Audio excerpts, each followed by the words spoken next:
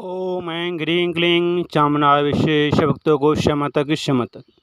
आहार की शुद्धि से ही मन की शुद्धि होती है और मन शुद्ध होता है तो आपके विचार और चित्त शुद्ध होते हैं और मन चित्त शुद्ध होने पर ही धर्म का प्रकाश होता है। कलयुग का प्रभाव और बढ़ने पर स्त्रियां काम, लोभ और मोह से अधिक ग्रसित होंगी। स्त्रियां पाप चाटने, झूठ बोलने वाली, सदा कलह करवाने वाली और अपने पति को ठगने वाली और नित्य धर्म का भाषण करने में निपुण होंगी। कलयुग में इस प्रकार की पापरायण स्त्रियां अधिक होंगी। पाप करने वाले मनुष्यों की मुक्ति समान उपाय से नहीं हो सकती है। पाप से मुक्त होने का एक ही उपाय है, दूसरा नहीं है। समस्त पापों के शमन के लिए, नष्ट करने के लिए देवी के चरणों का ध्यान करना चाहिए। देवी के पापदायक नाम में जितनी शक्ति है उतनी तो पाप में है ही नहीं, इसलिए भय की आवश्यकता नहीं है।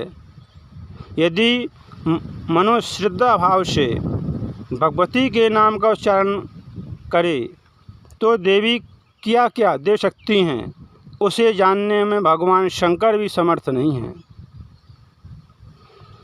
आदिशक्ति के नाम का उच्चारण, इसमें समस्त पापों का प्रायश्चित है। इसलिए मनुष्य को कलयुग के भय से जगदम्बा के नाम का निरंतर स्मरण करना चाहिए। जो देवी के भक्ति भाव श्रद्धा से आदिशक्ति की भक्ति आराधना करता है और मनुष्य पापों से मुक्त हो जाता है। कलयुग में मनुष्य को आदिशक्ति के नामों का स्मरण करना चाहिए। काम करते रहो और मैया का नाम जपते रहो। हर समय मनुष्य को उस महाशक्ति आदिशक्ति के नामों का स्मरण करना चाहिए, क्योंकि बगैर शक्ति के मनुष्य देवता कोई कुछ भी नहीं कर सकता। अगर हवा में शक्ति न हो तो हवा चल नहीं सकती और सूर्य में शक्ति न हो तो सूर्य चमक नहीं सकता है। इसलिए हर जगह शक्ति का वास, शक्ति विराजमान है। मनुष्य को कलयुग के भय से नहीं घबराना चाहिए और माँ आदिशक्ति की आराधना भक्ति करनी चाहिए। देवी भागवत से बहुत सुंदर कथा है। पाप नाशनी, पाप को नष्ट करने वाली और पुण्यदानी, पुण्य को प्रदान करने वाली। क्योंकि कथा सुनने से मनुष्य को पुण्य की प्राप्ति होती है और पाप नष्ट होते हैं। इसलिए मनुष्य को हर समय देवी भागवत की कथा को सुनने चाहिए, क्योंकि काम करते रहो, कथा को सुनते रहो, मैया का नाम को उच्चारण करते रहो, स्मरण करते रहो और कथा को सुनते रहो, काम करते रहो। देवी भागवत से बहुत सुंदर कथा है, पापनाशनी और पुण्यदानी। कीर्तिवीर एक हयवंशी राजा थे। राजा धर्म में तत्पर रहने वाले बहुत बलशाली राजा थे और भगवान विष्णु के भक्त थे।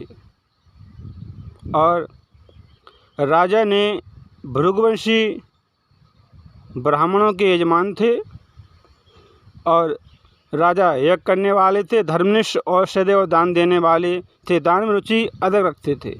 राजा ने अनेक यज्ञ करके अपनी विपुल सारी संपत्ति भृगुवंशी ब्राह्मणों को दान कर दी थी। राजा के दान देने पर भृगुवंशी ब्राह्मण बड़े धनी हो गए थे, बहुत धनवान हो गए थे। घोड़े और रत्न संपदा से युक्त हो जाने के कारण जगत में भृगुवंशी ब्राह्मण प्रसिद्ध हो गए, धनवान हो गए। राजा दीर्घकाल तक राज करने के पश्चात राजा की मृत्यु हो गई। राजा स्वर्ग को चले गए। जब उनके पुत्र क्षत्रिय धनीहीन हो गए, क्योंकि राजा ने सारी संपत्ति ब्राह्मणों को दान कर दी थी, उनके पुत्र क्षत्रिय धनीहीन हो गए।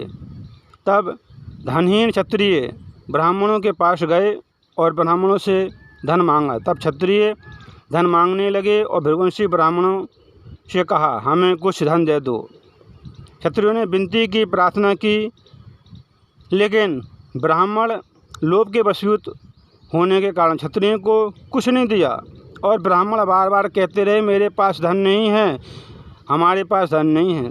तब हयवंशी क्षत्रिय क्रोधित हो गए और क्रोधित हो गए तो क्षत्रिय क्रोध होने के कारण सभी ब्राह्मण भयभीत हो गए और भयभीत होने के कारण ब्राह्मणों ने अपनी सारी संपत्ति जमीन में गाड़ दी, छुपा दी, और कुछ ब्राह्मणों ने अन्य ब्राह्मणों को दे दी, और ब्राह्मण भयभीत हो गए और सभी ब्राह्मण अपने आश्रम से भाग गए स्थानांतर करके।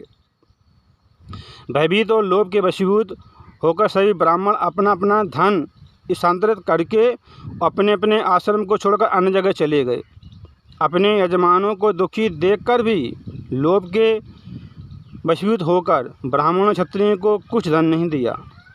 सभी ब्राह्मणों ने भागकर पर्वत गुफाओं में सहारा लिया, छुप गए।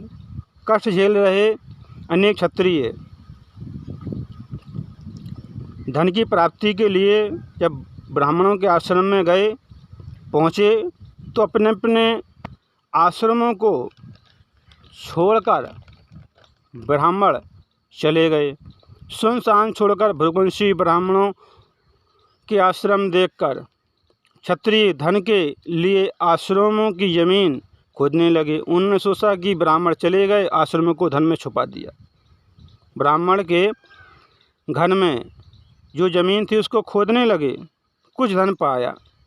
अब क्षत्रियों ने ज़मीन में धन देख लिया तो क्षत्रिय ज़मीन को खोदने लगे, समस्त ज़मीन को खोदने लगे। धन के लोभ से आसपास रहने वाले ब्राह्मण के भी घरों को खोदने लगे और सभी धन को ले लिया। तब सभी ब्राह्मण रोने लगे, चिल्लाने लगे और भयभीत होकर क्षत्रियों के शरणागत हो गए। फिर भी क्षत्रिय शरणागत ब्राह्मणों पर क्रोध करके बाणों से प्रहार करने लगे, उनको मारने लगे। तब ब्राह्मण भागकर पर्वत गुफाओं में पहुंच गए जहां भृगुवंशी ब्राह्मण ठहरे थे। ये भी और पहुंच गए। क्षत्रियों ने गर्भवती स्त्रियों को, ब्राह्मणों की गर्भवती स्त्रियों को उनके गर्भ नष्ट करने लगे।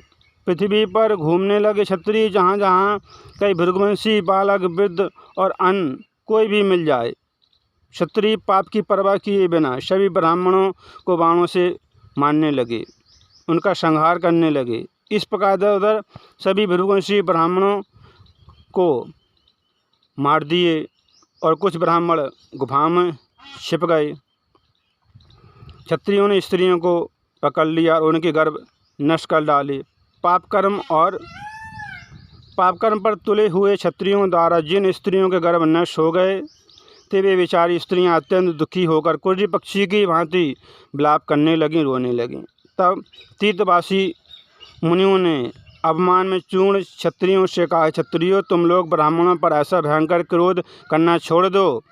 तुम लोगों ने तो निंदनीय और अनुचित कार्य आरंभ कर दिए हैं। तुम लोग भृगुवंशी ब्राह्मणों की पत्नियों का गर्भ नष्ट कर रहे हो। पाप और पुण्य का फल इसी लोक में प्राप्त हो जाता है। इसलिए कल्याण की इच्छा रखने वाले मनुष्यों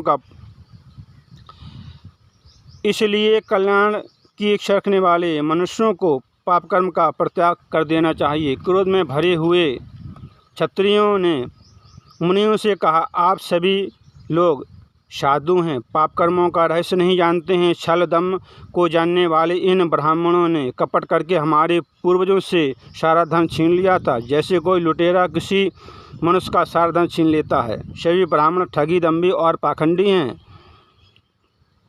आवश्यक कार्य पड़ने पर हमने विनती करके, याचना करके ब्राह्मणों से धन मांगा था, लेकिन उन्हें धन नहीं दिया। हम दुखी थे, फिर भी ये ब्राह्मण बहुत निष्ठुर थे, उन्होंने धन नहीं दिया और हम लोगों से कहा हमारे पास धन नहीं है। महाराज कार्तवीर्य से धन प्राप्त करके ब्राह्मणों ने किसी प्रकार का कोई कार्य नहीं किया, बस धन की रक्षा करते रहे, धन का संग्रह करते रहे। ब्राह्मणों ने ना तो यज्ञ किए और ना तो याचकों को ही दान दिया। ब्राह्मणों को कभी भी धन का संग्रह नहीं करना चाहिए। ब्राह्मणों को यज्ञ करने में, दान देने में और सुख उपभोग में धन का उपयोग करना चाहिए। हे मुनियों, पास में धन रहने पर चोर, राजा और धूर्तों से महान भय रहता है। दान, भोग और नाश, धन की इस प्रकार की गति होती है। पुण्यशाली मनुष्यों के धन की गति दान और भोग है और दुष्ट आत्मा वाले मनुष्यों के धन की गति नाश है। जो व्यक्ति ना दान करते हों और ना धन का उपयोग करता हो, केवल धन का संग्रह में लगा रहता है, वह मनुष्य राजा के द्वारा दंडनीय है और दुख का भागी होता है। इसलिए अधम ब्राह्मणों को मानने के लिए हम सभी तैयार हुए हैं। आप महात्माजन ब्राह्मणों के लिए हम पर क्रोध न करें। प्रिय वचन कहकर मुनियों को पूर्ण आश्वस्त करने के बाद क्षत्रिय पुनः भृगुकुल की स्त्रियों को खोजते हुए भ्रमण करने लगे। भृगुवंशी पत्नियां हिमालय पर चली गईं और कांपती हुई रोती हुई पहुंची और भगवती आदिशक्ति की आराधना करने लगी। क्योंकि स्त्रियों में माँ शक्ति का अंश है, इसलिए स्त्रियों ने माँ आदिशक्ति की शरण ली और जगदम्बा भवानी की आराधना की, उनकी भक्ति की और क्षत्रिय ब्राह्मणों को पीड़ित बहुत किया और उनका संहार किया। लोभ मनुष्य के देह में रहने वाला सबसे बड़ा शत्रु है। लोभ समस्त दुखों का कारण और दुखदाई और प्राणों का नाश करने वाला होता है।